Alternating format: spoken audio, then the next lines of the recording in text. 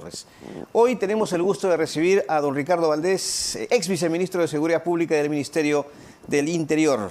Señor Valdés, gusto de recibirlo aquí en los estudios de RPP. No, un placer. Bueno, ¿fue correcta la decisión de cambiar el ministro Víctor Torres? Sí, yo creo que sí, no tengo la menor duda. A ver, Víctor Torres, desde que asumió el cargo en noviembre, en esos 3 meses más o menos estuvo, cometió varios actos que en realidad chocaban unos con la ley y otros con la sensatez. El primero que chocaba con la ley fue el promover la destitución del comandante general Angulo cuando había una ley específica y explícita que impedía que fuera removido sin que pasaran 2 años. Entonces, y él solo llegó al Congreso de la República a dar explicaciones que en realidad fueron muy poco convincentes. Lo segundo es que dentro de los argumentos que se establecieron en la resolución que lo pasó al retiro del comandante general Angulo, se especificaba el fracaso de los estados de emergencia. Estados de emergencia además que habían sido promovidos por el ministro anterior. Estamos hablando que este actual ministro es el 5º ministro en 1 año y medio. Sí. Pero en fin, y una de las primeras cosas de su corta gestión, lo que hace el ministro Torres en su momento, fue también decretar estados de emergencia, cuando justamente la resolución indicaba que no funcionaban. Y sin embargo, se les dijo pocas semanas después. Bueno, sin duda también está el tema de Cerrón y de las susceptibilidades y las sensibilidades que esto supone ha ocasionado el hecho que aún continúe libre, y el incremento de episodios de criminalidad relacionados básicamente a la extorsión, al sicariato y al secuestro, que también se incrementaron fuertemente, aunque hay que reconocer que el incremento de la victimización, es decir, de cuántas veces una persona ha sido víctima en la calle, que es lo que como se mide también la inseguridad ciudadana en la calle, ocurrió básicamente durante la gestión de Vicente Romero, el tercer ministro de la gestión de la señora Boluarte. ¿Y qué opina del perfil del nuevo ministro del Interior? ¿Conoce usted a Walter Ortiz Acosta? ¿Ha tenido la oportunidad de trabajar con él? Él, ojo, tiene 38 años de servicio en la Policía Nacional, ¿no? Ha sido agregado policial en España, director de aviación policial, jefe de la macrorregión policial Arequipa-Moquegua-Tacna, director de prevención de robo de vehículos, entre otros. Ha tenido varios reconocimientos, pero ¿lo conoce? ¿Cuál es su perfil? Bueno, el actual ministro no solamente ha tenido esos cargos a nivel policial, ¿no? También ha tenido algunos cargos públicos en la Municipalidad de La Victoria y también en el Ministerio del Interior, que fue su último cargo como director general de criminalidad, de crimen organizado, contra el crimen organizado. Yo tengo un recuerdo, digamos, muy general de su trabajo. Él, en el año 2017, yo estaba como viceministro en esa época, él fue trasladado a Arequipa. Y en Arequipa, bueno, nosotros renunciamos hacia finales del 2017, él tengo entendido, una buena gestión. Y creo que a él lo reemplaza precisamente el general Sanabria, el actual comandante general de la policía. Entonces, en general yo conozco a los tres, a las 3 cabezas de ese sector. Está también el general Núñez en orden interno y Díaz Zulueta en seguridad pública. Los 3 se conocen, creo que los 3 han trabajado juntos, los 3 son generales de retiro de la policía, pero tenemos la misma fórmula a lo largo de todos los 5 ministros del Interior. En todos los casos hemos tenido al general Cervantes primero. Cuando usted dice, perdón, la misma fórmula, ¿a qué se refiere? Personal policial en retiro a cargo del sector interior, que es un cargo y un sector básicamente político. No es necesariamente operativo. Para eso está el comandante general de la policía. Y tengo la sensación de que eso es algo que no se termina de entender. Entonces es bueno tener una combinación de perfiles al interior de la cúpula del ministerio, es decir, una combinación eventualmente de oficiales en retiro con personal civil que tenga algún tipo de perspectiva más del ámbito político, porque hay mucho que construir en el ámbito político. Percibo que usted no está de acuerdo entonces con esta designación. sinceramente? Yo lo que quisiera es esperar a ver los resultados de la gestión del general Ortiz, ¿no? Pero usted hubiese esperado a una persona con el perfil político al que usted nos hace referencia, mejor. Yo sí. Yo hubiese esperado. ¿Por qué? Porque para enfrentar la seguridad ciudadana existe una necesidad de establecer un vínculo muy cercano con las autoridades políticas, desde el nivel distrital, provincial, regional y sin duda a nivel también de los otros colegas en los diversos sectores de la política y sobre todo también del gabinete. Y es un manejo político que hay que hacer porque no solamente hay que establecer una relación con otros sectores del gobierno, la seguridad no puede escapar de coordinaciones con el sector justicia, no puede escapar de coordinaciones con el sector salud, con el sector trabajo, sobre todo con economía, con el sector defensa, porque es un problema multisectorial.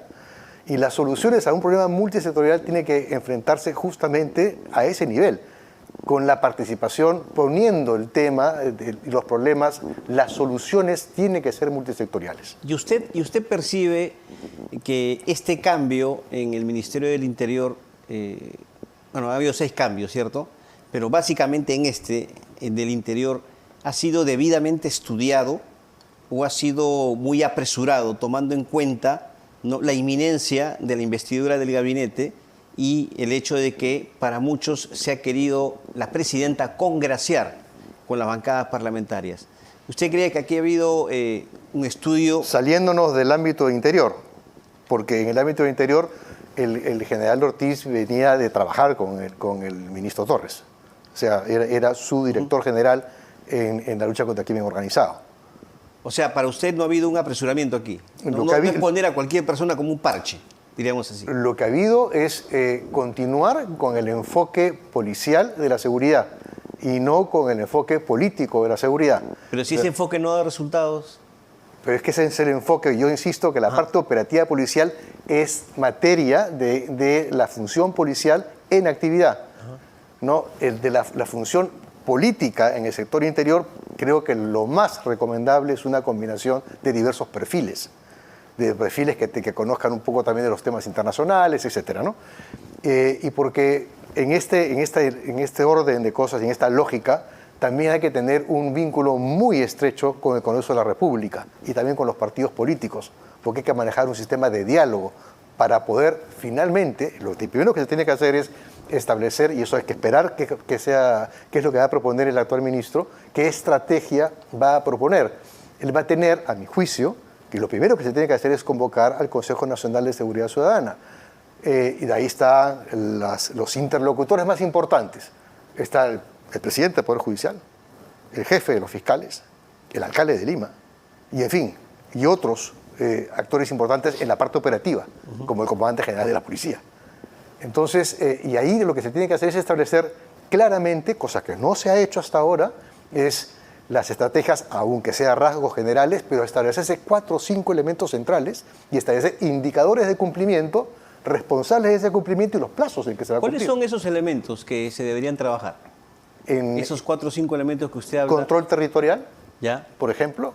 El control territorial y con los recursos que eso supone para efectos de control territorial. Para que la gente lo entienda, perdón. El control territorial es cómo la policía se distribuye en un ambiente y cómo coordina con los sectores políticos, como por ejemplo los alcaldes, para disponer la ubicación de los serenos y los serenazgos y de otras fuerzas que también pueden ayudar a las intervenciones, como por ejemplo la seguridad privada. Entonces, ahí hay toda una lógica de control territorial para poder, en el caso de algún suceso, poder actuar de manera rápida y directa. Eso es uno. Lo segundo es todo lo que se requiere a nivel de investigación criminal, que no es lo mismo que el control territorial. La investigación criminal nos va a establecer claramente quiénes deliten, cómo deliten, dónde deliten, en qué momento deliten, y eso se establece una serie de parámetros para ello, dependiendo del tipo de delito, y eso tiene ¿Eso es trabajo de inteligencia? No, la inteligencia es transversal a todo. Ya. ¿No? Y también tiene que invertirse... No se confunde eso, porque muchos confunden investigación con labor de inteligencia. La labor de inteligencia es transversal a todo, ¿no? Que eso, la inteligencia es la recopilación de información y su análisis con la idea de tener, obviamente, una visión más integral y completa de lo que puede estar ocurriendo. Y la investigación criminal tiene que tener un sustento en lo que es criminalística, que no es lo mismo. La criminalística es la ciencia aplicada a la investigación. Entonces, ahí tenemos ya 3 elementos centrales. En cada uno de estos elementos, que suponen diversas coordinaciones, tiene que trabajarse de la mano con otros sectores, por ejemplo, el sector justicia, en términos de lo que es el INPE. Y ahí también hay que establecer, por eso digo que es multisectorial, una serie de indicadores de cumplimiento, de control, por ejemplo, de las comunicaciones en los penales, de cómo vamos a mejorar los penales, cómo vamos a ampliar estos penales. Entonces, ese es un plan mínimo, tocando solamente 4 aspectos que debieran tener metas en el corto plazo y en el mediano plazo. Y estas metas tienen que distribuirse, obviamente, en el territorio de la República. Además, señor Valdés, hay un tema, definitivamente, esto de la delincuencia nos agobia a todos, Sí. pero en los últimos 2 meses se ha percibido un incremento alarmante de las extorsiones, ¿cierto? Sí, claro. Los ataques, inclusive a colegios Sí. de educación inicial. ¿Usted se imagina que algún desgraciado meta un cartucho de dinamita en un colegio? Ya ha ocurrido.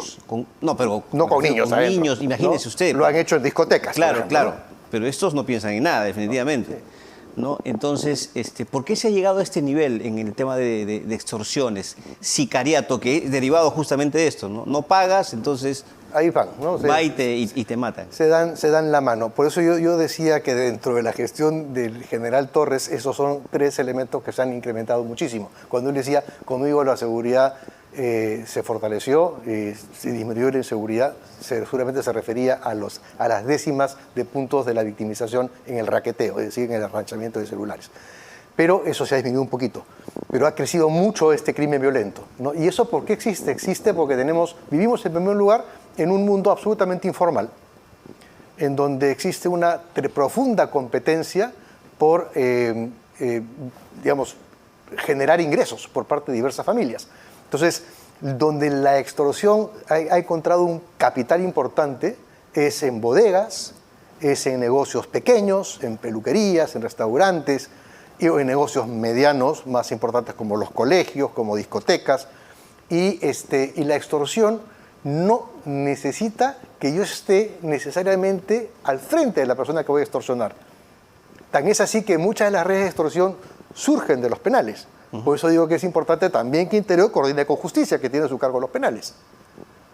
Y eso simplemente la extorsión, dentro de las diversas herramientas para ella, el teléfono celular es una herramienta principal. No vamos a ver al extorsionador extorsionando, lo que vamos a ver es el mensaje.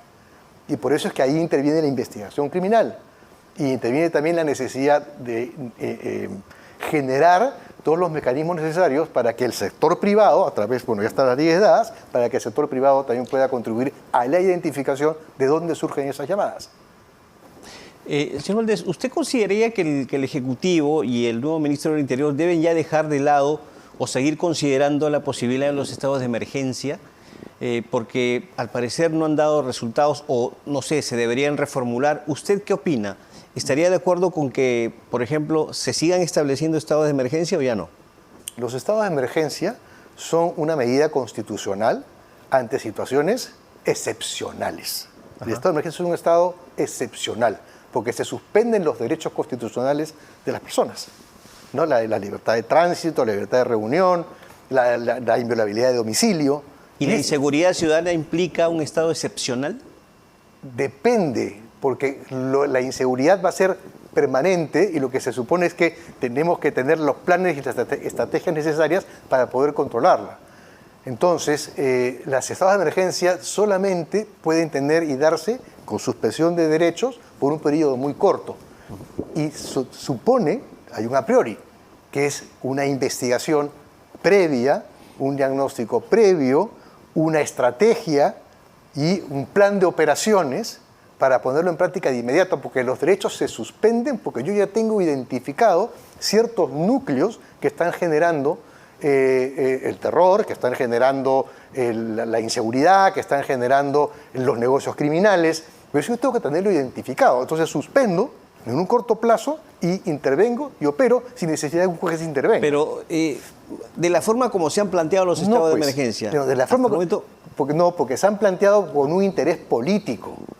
O sea, interés político para decirle a la población, estamos haciendo algo. El estado de emergencia que se dictó en San Juan del Lurigancho. Y San Martín de Porres también. Sí, San Martín de Porres. Y después se fueron, digamos, entrando al norte, Sullana. Sullana, ¿no? 7 distritos de Sullana. Claro. Entonces, ¿por qué se hace eso? Porque una granada hizo destrozos en la puerta de una discoteca. Y eso ya venía siendo una sucesión de actos de esa naturaleza tremendamente violentos. Y eso lo decretó la presidenta Boluarte de Estados Unidos. Cuando ya el ministro Romero había dicho una semana antes, que no se requerían estados de emergencia, que para eso la policía estaba preparada para combatir la criminalidad, que para eso hay estrategias. Sin embargo, la decisión fue de otro corte. Y en el caso específico del último, de Trujillo, eso, desde mi punto de vista, fue simplemente un proceso de negociación política también entre la presidenta y la cabeza de APP, el señor Acuña, porque el señor Acuña venía siendo muy criticado por el incremento de la inseguridad y su escasa o casi nula inversión en seguridad ciudadana, pese a ser la cabeza de un gobierno regional con muchos recursos. Entonces, necesitaban mostrar algo y, por otro lado, la minería ilegal había venido haciendo destrozos en la zona de Patás, afectando obviamente también la economía. Por eso le preguntaba, ¿debería insistirse con esto, con estos estados de emergencia? Hay autoridades que lo piden hasta ahora. Sí, claro, pero lo piden sobre qué base. Inseguridad. Sí, no, pero ¿qué más? O sea, es decir, lo que tiene que existir... Ellos se basan obviamente en el alto coeficiente de seguridad. Un estado de emergencia es algo así, vamos a poner un ejemplo para que nos entienda bien la gente. O sea, yo no voy a hacer radiaciones a una persona si no tiene un cáncer. ¿Bien? Y si tiene un cáncer, le voy a hacer radiaciones dependiendo del tipo de cáncer y del nivel de la complejidad de ese cáncer, ¿no? Y puedo elegir, por ejemplo, cirugía o elegir otro tipo de opciones médicas para enfrentar ese cáncer. ¿Bien?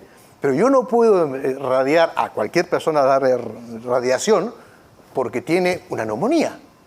¿Me explico? Entonces, una neumonía es grave, pero hay que atenderla con los medicamentos necesarios para ello y con el tratamiento necesario. Es decir, en otras palabras, parafraseando temas médicos, ¿el estado de emergencia es un remedio mal aplicado o no es el remedio que corresponde? No es el remedio que corresponde. Ajá. Lo que corresponde es justamente todo un proceso de análisis y yo suspendo derechos, porque es un estado excepcional, lo suspendo cuando ya tengo realmente el convencimiento de que a través de este estado de emergencia voy a capturar y voy a tener éxito en mi trabajo y a capturar a los que están generando el caos. Quería aprovechar también la oportunidad para preguntarle usted, ¿no?, en base a su, a su experiencia, como ha sido usted viceministro de Seguridad Pública del Ministerio del Interior, ha trabajado mucho con la Policía Nacional, sabe de estos temas. En el reciente allanamiento a la casa de Dina Boluarte, ¿usted cree que hubo excesos? No. ¿Por qué? No hubieron excesos. Porque lo que estaba ocurriendo en ese momento... Eso es lo que habla la presidenta, lo que dice el abogado, ¿no? El hecho de ir, tumbar la puerta... Sin duda, porque yo lo que siento es que hay un proceso de victimización por parte de la presidenta, porque es una suerte de estrategia recomendada por su abogado, ante el fracaso de la posibilidad de demostrar la procedencia de los relojes, de los ingresos y de otros temas más que han sido materia, además de la ampliación fiscal, recientemente además comentada por el fiscal supremo. Entonces, ahí lo que hizo la policía fue actuar como la fuerza, el orden, ¿no? Es decir, ahí lo que está ocurriendo es que hay una investigación fiscal, un mandato judicial que ordena el descerraje y el allanamiento con descerraje. Entonces, ahí es cuando lo que aplica es tocar el timbre, pedir que abran la puerta y esperar un momento prudencial, 5 minutos, 10 minutos. ¿Se esperó 10 minutos? Bueno, me parece más que prudencial.